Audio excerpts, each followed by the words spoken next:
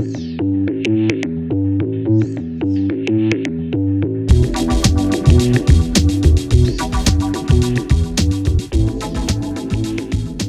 welcome everybody to another episode of Lost Like Mike. I am your host, Mike Gonzalez. Super late. Thank you for subscribing. Thank you for hanging out, coming by and visiting, chatting with me for a few minutes. Lately they've been short, huh? Like pretty short, 30, 40 minutes. Been a rough couple weeks. I blame it on the holidays.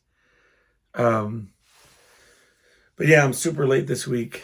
We'll talk about why. A lot happened this weekend, so I was super busy. I mean, no different than normal. But anyway, thank you for subscribing. Thank you for coming by. Appreciate the messages at lostlikemike@gmail.com. I'm not feeling well. If I cough a whole bunch during this episode, I apologize. I'm trying to stifle as much as I can. Went to the doctor. It's one of the perks of the job that I have. I mean, there's a clinic that's there at the facility that I work at, and you can. I went ahead and made my doctor, my primary, the one that works there at that place, and I called him today. I woke up with there were like just like fire in my throat. It was, I mean, partially because I didn't sleep a lot. I played a show last night. I'm recording this on Tuesday, which is normally I record on Sundays. But anyway, every other Monday I perform. So part of it is, I get home at like 2 a.m. and then I'm up for work for Tuesday at like 6. So I'm already operating on little sleep. And then I felt something coming down when I was singing last night, and I woke up this morning with just fire. I mean, I would cough and it would feel like somebody was just, lighting a match and blowing, hairspray down my throat. I apologize for this.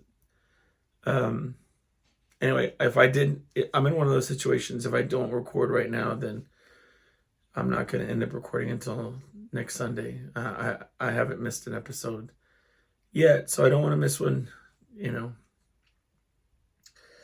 And, rain or shine or sick or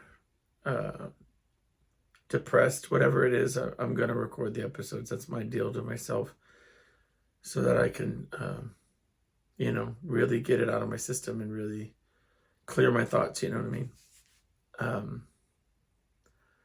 Guests or no guests, apparently, is the newest phrase that I'm going to add to that. But anyway, my boss is out of town on vacation, right? So not going in was just not on the table. I was just gonna have to tough it out. But that was the whole thing about it. As long as I'm not contagious, I don't mind. And ultimately, that was the deciding factor. Excuse me. That was the deciding factor. I said, you know what, I'm gonna go to the doctor, because this is, pretty rough. And I just gave a call up to the clinic, and I said, these are my symptoms. And you know how these days everything is, well, let's get you tested, for the obvious, culprits. So I went up and they tested me for everything. And I was negative for everything. No strep throat, no COVID, no flu, A or B, and none of it. So most likely it's a cold or just severe allergies, They said cedar was high. I don't even know if I'm allergic to cedar. Apparently I am, if that's what this is. Anyway, it's been a hard, and it's one of those where every time I cough, my head pulses. I guess sinus pressure or whatever, whatever's causing that. But when it's one of those where you cough and like your teeth hurt, super drag, man. I am not a fan. Anyway, long story short, he's gonna be back in town and back at work, I think, on Thursday. So if I could tough it out tomorrow and I'm still feeling sick, then I'll see what's up on Thursday. But I probably will still go in Thursday because that's a crap way to come back to work after vacation, is to have me be out. That's not I'm sure he wants a recap of everything that went down, right? Right. So no luck for me. But yeah, so tomorrow night, the reason I can't record the episode tomorrow night is because we're having a full band rehearsal for a show that we're doing on New Year's Eve, which I'm excited about. I always like it when it's something different, I mean, I enjoy, all of it, but I'm just saying I get to go and play an instrument that I don't play, which is the bass guitar. I don't play that, predominantly throughout the year. Usually I'm singing and playing, rhythm guitar, and a little bit I've been doing some leads. But they want a full band, and it's just the easiest way to go about doing it is if I just convert and play bass and we add a drummer. It makes it really simple. So, however, I have to relearn all the songs and learn as many different songs as I can. If you're just playing the root notes of everything and just doing everything a guitar does on bass, it's kind of like a cop out. I think that you really have to approach it with respect and with a bit, honoring the instrument. So I try to at least come into it with a bit of respect and learn the songs and try to give it a feel, a bass player approach to the songs. But we're getting together to rehearse it as a full band. And also, if you remember from the previous episode, we don't know this drummer. This is a totally new experience. We hired a musician, which we don't normally have to do because I come from a family of drummers. So many cousins and family members that play drums. It's just crazy. But as luck would have it, everybody's busy or unable to do it. So that's that. We're meeting some dude. I don't even know the dude's name. I don't even know. But we've tried to hire all kind of people in the past, and we were let down. People quit, or can't make it after all, or don't respond, or whatever the case is. And so we're trying a new approach and hiring a pro, and we'll see how that pans out. It could be a hit or miss. We'll see what's up. But yeah. No sweeter gig, man. It's an electric set. We're taking an electric drum set. They just show up and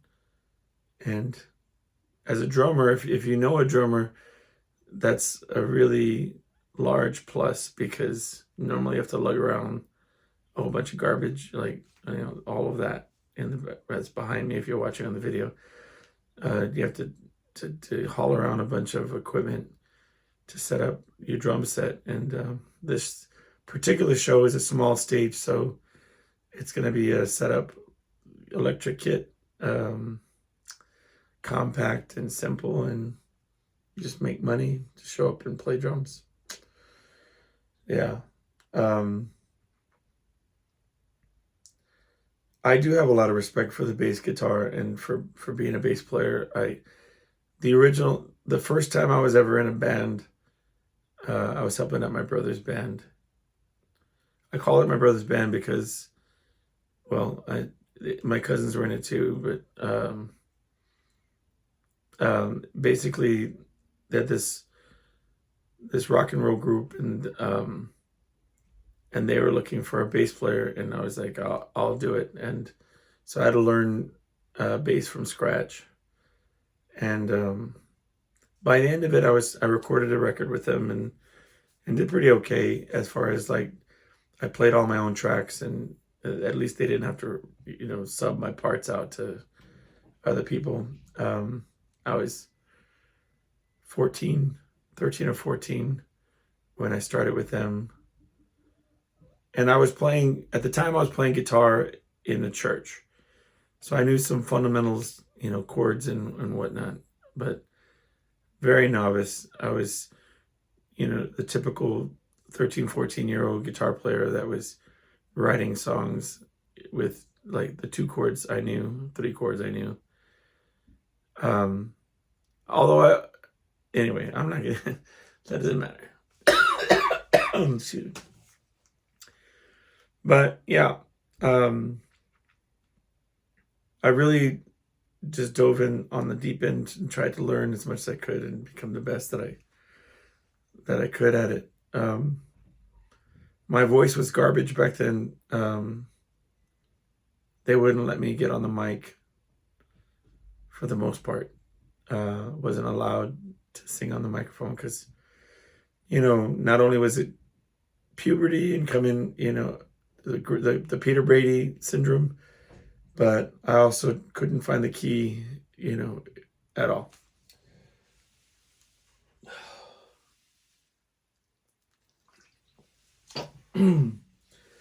But I've talked about that ad nauseum. As far as even when I wanted to be the lead singer of a band, I was a songwriter, and so the idea was I wanted to write music, and I wanted to be in my own group. And if I'm remembering it right, it was just do it while we're looking for somebody to front the band.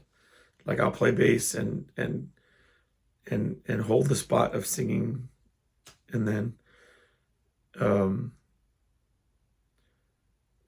I guess I had the potential in an abstract way that the guys in the band believed that I would grow into the part of being the lead singer. I remember, I think I've told the story before on here, but we went to our first studio session. They paid to have us record a demo in a studio, and I was recording the vocal tracks, and the engineer would punch in on the overhead mic and say things like, "Hey, let's try it again. This time, can you try to sing on key? All right, thanks." And then click off, and pretty brutal, pretty ruthless.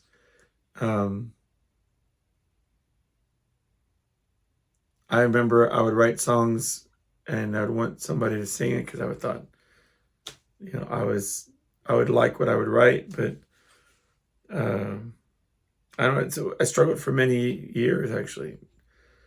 I come from a family of musicians, and everybody was musicians, but ironically, nobody would, teach me pitch or breathing or vibrato, anything. I would just kind of stumble and fake it till you make it, like legit. And there was no YouTube courses, like, tutorials or things that you could find. You just would sing along with the radio and figure it out. I remember I was at one show and this guy said he had watched us a few times, and he said, I want you to try some things. And he was like he wanted to hang out for a while. And I mean, I don't think he was hitting on me or anything. I think he was just being cool. But he was like, I've checked y'all out. You put on a really good show. Try these warm-ups. He was a singer apparently, and he walked me through a bunch of warm-up drills and stuff, and he was like in the front row, and he was like jamming to that night, and I remember feeling like really vocally loose and confident, and it was, but like, you could go years and just beat your head on a brick wall, and then one day somebody shows you, gives you the time of day, gives you some tips or some lessons, and lessons are so underrated, man. Like, I always would take it for granted. I had this really warped idea that if I would follow some kind of like instructional guide, that it would like impede on my creativity, or like my individual, the uniqueness. I've heard a similar story with the lead singer of the Cranberries not wanting to take formal singing lessons because the vocal coaches and instructors would always tell her that she was singing incorrectly, and obviously she had a very unique approach to singing. But anyway, I'm just saying information secondhand, so if you're interested, go follow up on that and find out. Yep, it's very interesting, but I don't want to misrepresent.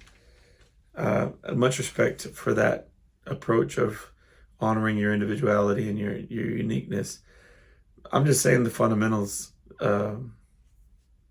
But now you can't spit without hitting a vocal coach or like a vocal teacher. It may be because it's on my algorithm. I don't know, but I'll flip 2-3 times on TikTok, and it's a vocal coach doing warm-ups or like scales or something. It's everywhere. You type in 2 words into Google or into YouTube, and you're learning how to maintain your voice. I remember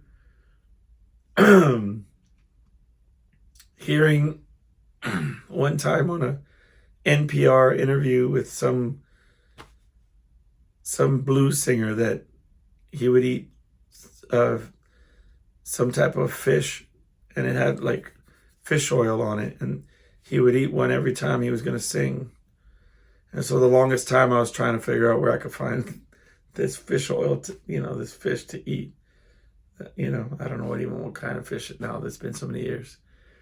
But you would take your information where you could, is what I'm saying.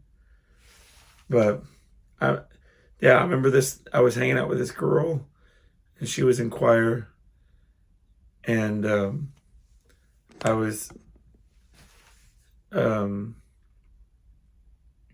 picking her brain I was nervous about singing this high note, and it was in the middle of the song, and I was like begging her to coach me on how to hit it, and no confidence, just, I don't know. I mean, looking back, I see the merit. You don't see it when you're young. Some do. When you think about like the Justin Timberlakes, or like the that started really, really young, the Justin Biebers, the Taylor Swifts, kind of, just, you're not born saying, oh, I know how to do it right. You're fortunate enough to have somebody, could be family member or coach, teacher, whomever, uh, they talk a lot about, what was his name, Joe Jackson, Michael Jackson's father, really being overtly hard on Michael over and over, forcing him to practice and to learn and coaching and instructing and showing him music. And some people will say, well, I feel sorry for him, but I don't know. At one point or another, if it's something that I think that I did it the way I needed to do it, but I'm just saying there's a positivity to that. You know what I mean? You can't argue that if you were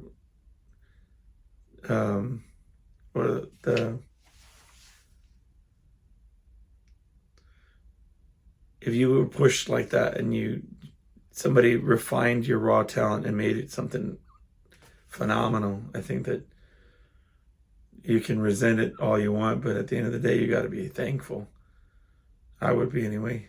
I remember being 6 years old, 5, 6 years old, and being sent for my first guitar lesson, and under the idea that I would get candy and playtime after the lesson. And I remember thinking the whole time about the candy and blowing off the lesson.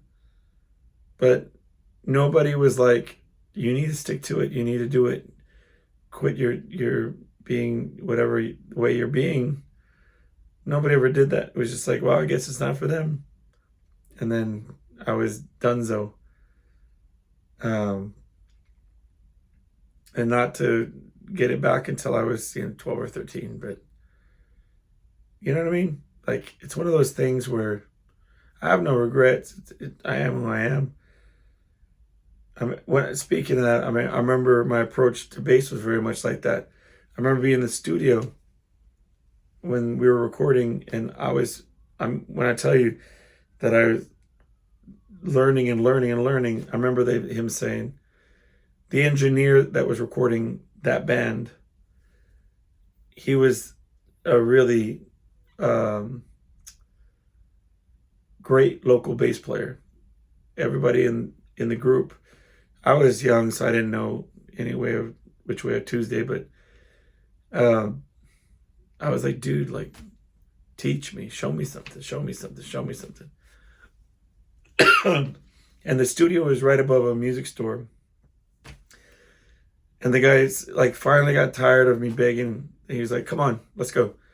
And then he took me downstairs and we were hanging out with these bass guitars, and he was like, all right, so with this hand you push it down on the frets, and with this one you pluck them unless you want to use a pick. Sometimes you hit it with the side of your finger. All right, let's go back up. And that was it.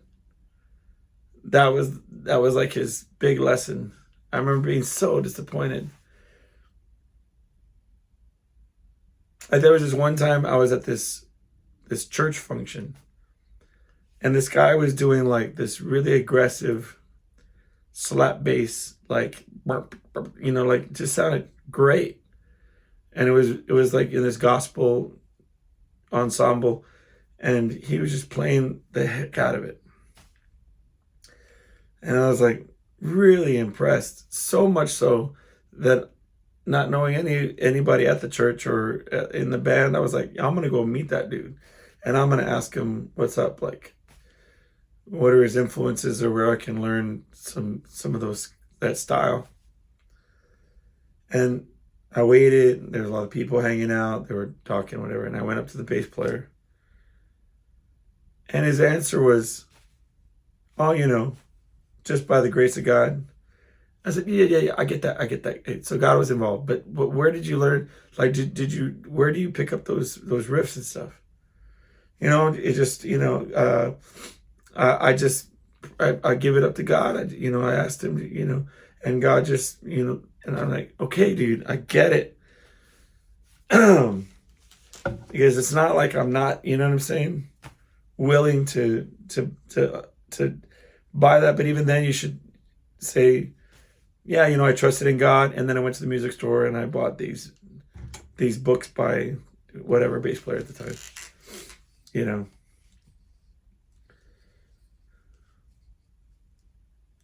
It's like I understand they're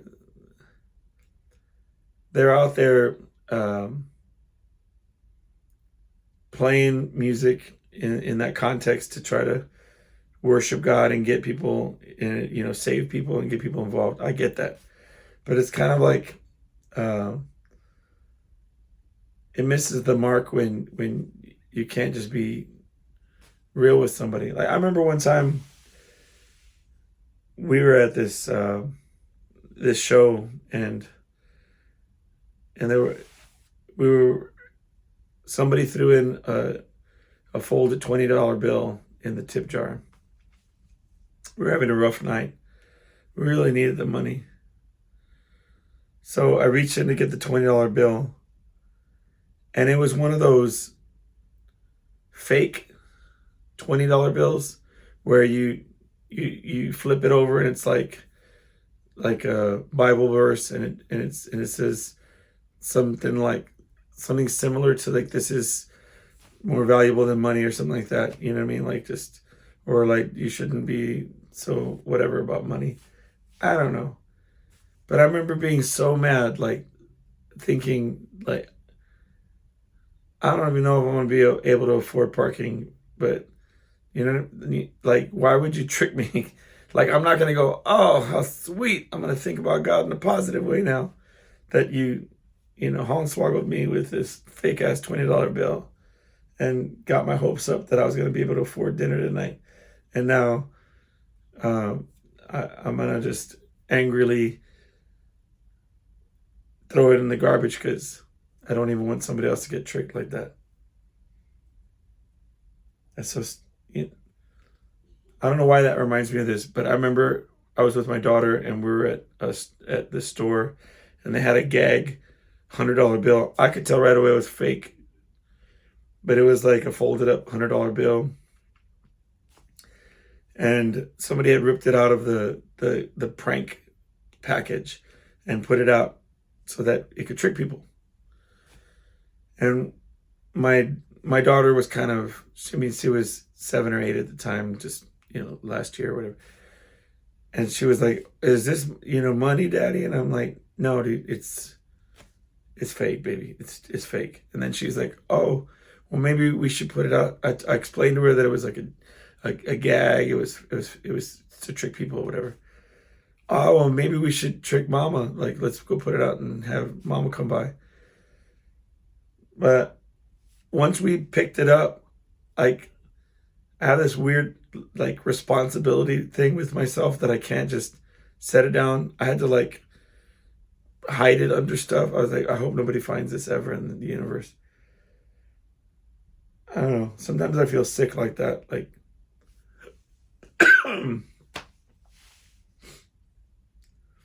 I'm being very random today. I'm the type of person, I went in to use the bathroom at this place we're playing at, and I went into and it was like a single use, not single use, like like it was a disposable bathroom. No, I'm saying like it was a single toilet bathroom, like unisex. You typed a code and you went in,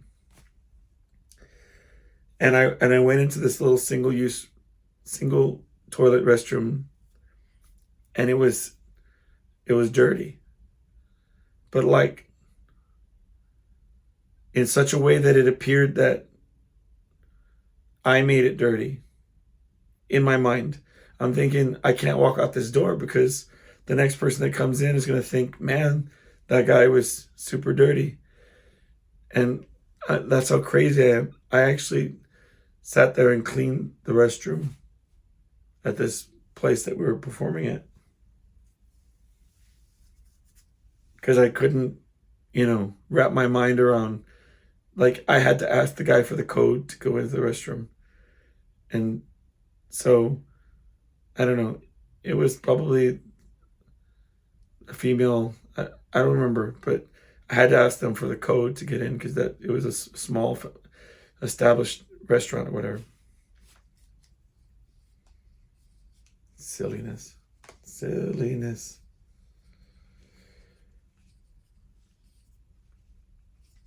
I went to so Sunday I was supposed to record, but we did Heart of Hope, which is like a thing where my church goes and they put out feelers to a lot of different community organizations and schools and different churches and groups, and they look for families that are in need, and they take care of them for the holidays. Basically, like they give them coats for the winter, toys for Christmas, groceries, and they have lunch and everything out there. Last year I did it, and I took the families. So they basically the families come in, and then we hosts like last year I would meet them and I'd walk them through the different stations, take photographs, family photos with them, and help them navigate through the different stops. And then I leave them at the lunch. They have a meal where they have like ambassadors sit with them and visit with them and hang out, and then after that they go and take them in to get groceries outside. Well, this year I was doing the groceries outside because scheduling wise I had to get to my show right after, so I was we just felt like I would be more of a service if I was helping. So anyway, it wasn't too bad. But when I showed up, I was telling my because it was also a way that my daughter could be involved too, is if we did that one, because she could actually come with us. Which with my son back when he was a kid, we would buy like a bunch of candy canes, and I would take him to my work, and he would walk around handing them out, and he would get a sense of giving, and it was very positive. But this was our way of getting my daughter to I don't know, she was actually able to see people in need, and I tried to explain to her that we're all a few decisions away from not having the things that we have. Not in a scary way, just in a we're all doing the best we can, and these folks are just like us, just maybe they fall on harder times and don't have some of the opportunities that we've had recently. So, but it did sort of open our eyes to certain things. And it forced her to ask a lot of questions that it needed to happen. I think it was a very positive experience in that sense. But when we got there was a lot of people who were like standing around waiting for the groceries for the families to start coming out so they could start taking the groceries out to their cars. And I just couldn't. I felt like I was looking around trying to see where could I be of use. And my wife's like, you didn't sign up for nothing else. These people are waiting to do what they signed up for. And I said, yeah, but we're volunteers, so shouldn't we be like, trying to be of most use? Anyway, I started finding myself packing groceries into bags, and it was the weirdest thing, man. I miss being a manager in a service industry where you actually have you're actually facilitating the movement of products. It's not like right now. I work with customers and I work with people, moving them in and out and making sure they go where they need to go. But it's not like packaging things and getting things set up. And I was troubleshooting. They were like, "We're having trouble. We're not moving fast enough inside the truck." I jumped inside this truck and I found the problems with they were not opening the bags properly, so they were sitting there trying to open it with their little fingers, and I was like, "No, it's like this," and you pull from the middle and bop bop bop bop bop, next thing you know, I have a whole conveyor going with like they were everywhere I would go, they were getting not, how do you say, like it was backing it up. They were having too many things because I was speeding up the process. I was streamlining it from this end to that. It just got me super high on the experience. I miss it. But yeah, by the time I was done, they were like, "Man, we're well ahead of what we need to be." It was cool. I felt needed. And then I'm over there standing in line waiting for our turn to load groceries and take them out to people's cars. And my wife pointed that out. She's like, "Next year you need to be somewhere where you're constantly moving and being pushed." And because I would just get frustrated. I was just like even every process, even taking the groceries out, I felt like, well, it'll be more efficient if they set up 2 lanes. I was just, it's just the way my mind works. Anyway, it was a lot of fun, and it was for a good cause. And but that was my takeaway. It was 2 things. It was important for my daughter to see the import of how we could be a part of our community and help. But it also reminded me of how much fun it is to streamline processes and to make work efficient and to be, real nerdy stuff. Like, anyway. I'll tell you, small world, man. So I told y'all I went to a bachelor party a couple episodes ago. And if this is your first time, you didn't hear about that, no big. It was like the most innocent, coolest bachelor party that I could ever have gone to. It was so much fun. Like poker and video games and drinking and all the rest of it. But anyway, so I'm at work and one of my team, I've been following her story for a while, and so she said, so something I like to do is catch up and how was your weekend kind of thing. And I was like, "Oh, you had that wedding to go to this weekend?" And she's like, "Yeah, it was great. It was very beautiful, blah, blah, blah." And I had seen an update from a friend of mine on Facebook about that the wedding of the person that I went to the bachelor party happened this weekend also. But I was like, it's a lot of weddings going on, I guess, right? That was my thinking. So when my teammate was there, and I said, "Hey, how was your weekend?" "Oh, that's right, you had that wedding. How'd it go?" "Oh, great. Let me show you some pictures." So she comes by and she's showing me photos from the wedding, and it was my friend was the groom. Insane, man. It turns out that he is my teammate's nephew, is my friend.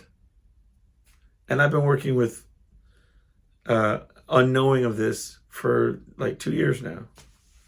1.5 years, but still. It's crazy coincidence. Like small world, however you put it.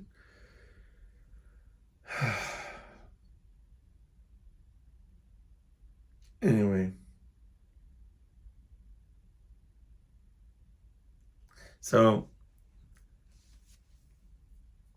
I'm at a loss because I bought some lottery tickets because it keeps happening where All right, I'll back it up. So I've talked a little bit about how I've been feeling recently that I'm manifesting things. Just like when I was at I was at an employee event, and I really wanted this gold medal that they were giving out for like.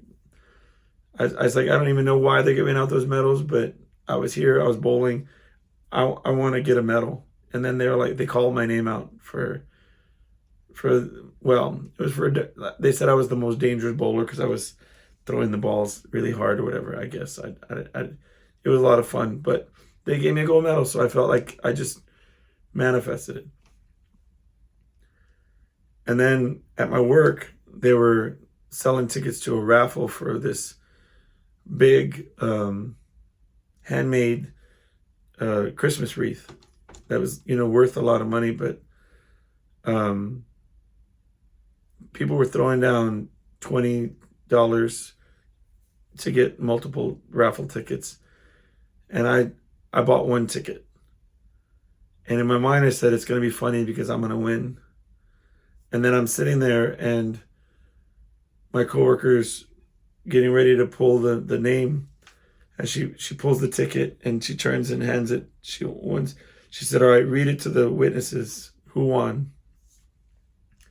And I went close to the ticket, and I said, I'm not touching that because it's me. I'm the winner.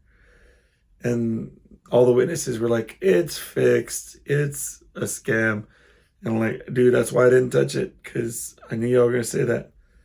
But, and it might be like a Roger Rabbit thing where it's like all these people spending all this money and I buy one ticket and ironically win, So I bought a couple lottery tickets and I only won on one, so I'm a little bummed. But yeah, anyway, I won on that raffle. It felt really nice. And then I bought a speaker under that same idea. And I said I need to find a good speaker, a powered speaker, and it has to be a great deal. And somehow I got it. It's like a $200 speaker that I got for like $80. It was cute too because the man was telling his wife in Spanish that the guy who's here, he doesn't speak English, so don't talk to him, because like I guess she was trying to answer the door, and I could hear him telling her that he doesn't speak Spanish, and like probably said a couple other things too, but I was like, all right, that's cool. I'll just pretend. And so I was like mainly speaking in English and just like pointing at things and whatever. And then once it was like working, it was like, it's cool, man. That was fun. But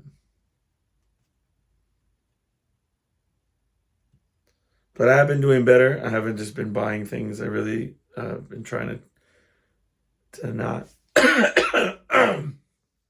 But I did go Christmas shopping with my daughter. My daughter is like such a replica of how I was like as a small child. Just energy, uncontainable. She was opening like these hand cream things, and she's like, I want to smell this candle. And I'm like, it's not a candle. And then by the time I'm saying that, she's got her fingers in it, and she's like, Dad, it's not a candle. I'm like, I told you it's not a. And then I kept like getting side eyes from the ladies that were working there. I was like, geez, what are you doing to me?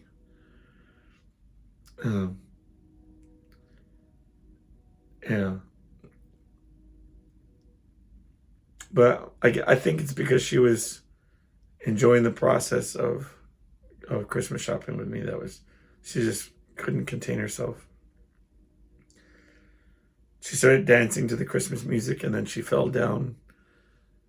But like completely by herself. Like, I don't understand how can you trip on like nothing, like the air. Like, did you just in midair decide to change your dance move, and then she went down and came back up, and then I was like, it reminded me of this story. I remember when I was little, I was trying to show my mom that I could break dance. Yeah, don't worry about it. It's part of the being little. And I was doing a backspin, and I bumped my head into like the furniture. Like, who does a backspin in the middle of a living room with a bunch of furniture? I did. But anyway, chalk it up to another concussion. But I mean, and that was just the way that they ran things back then. It was just like, do it again. You know what I mean? Like,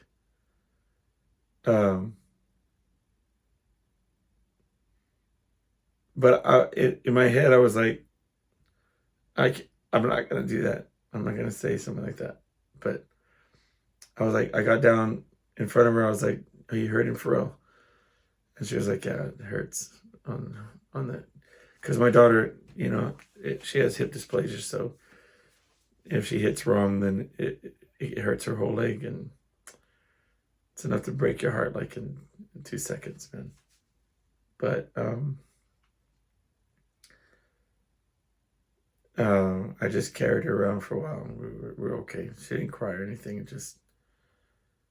It sucks because I was always getting hurt when I was little, and to see that in her, it's tough.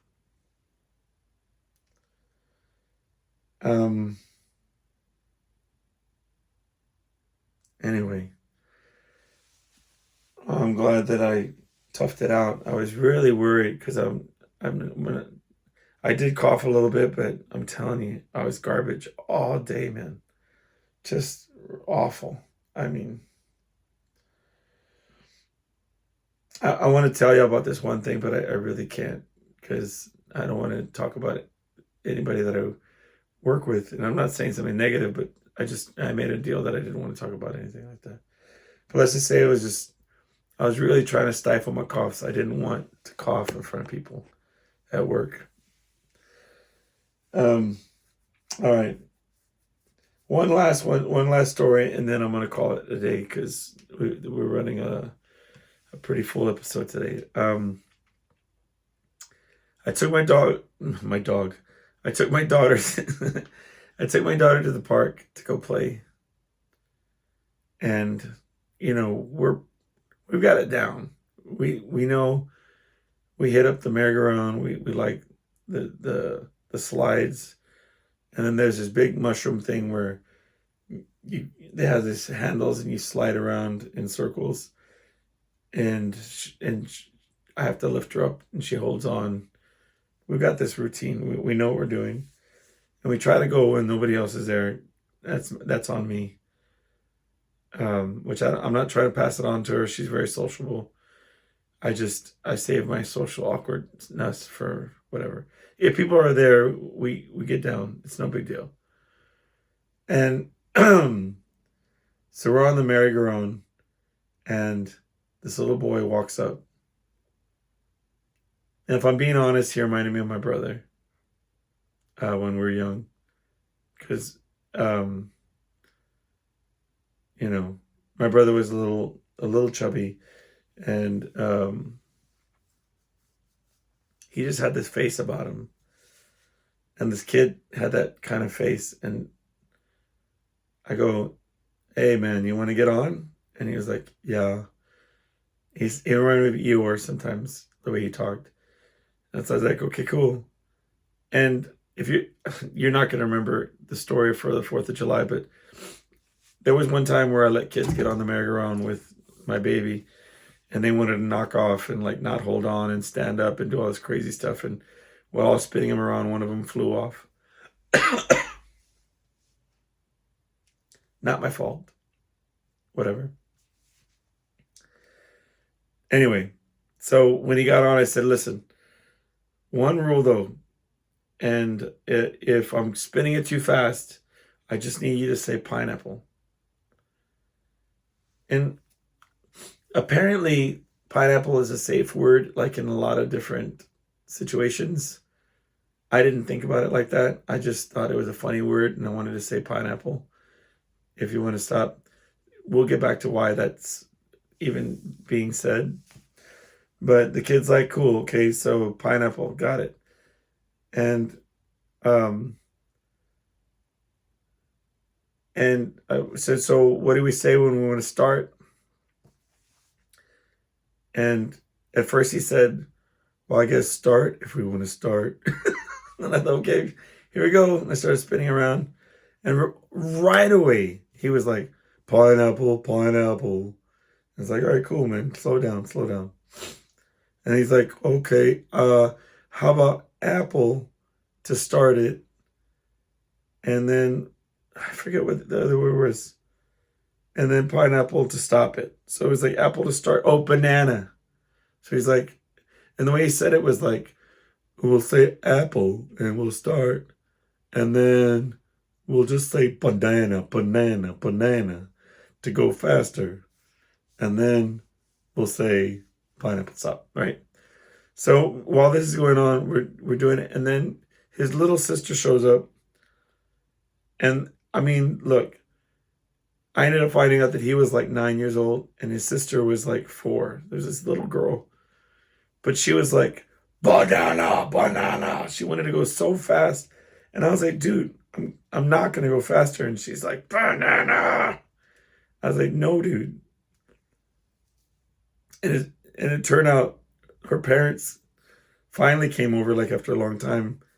And they're like, she's a thrill seeker. She really likes to just do everything crazy. But while we're spinning around, he said, pineapple, pineapple. And then I was slowing down, and then he goes, meatballs. And I said, what does that mean? He's like, it means I'm gonna be sick. And like he wanted to get off. He was so unique. Like he was very like cool kid. I mean, very funny, very unique. And I let them play, and he played exactly like I would want a kid to play. Like they were picking up leaves and acorns and wood chips and like making like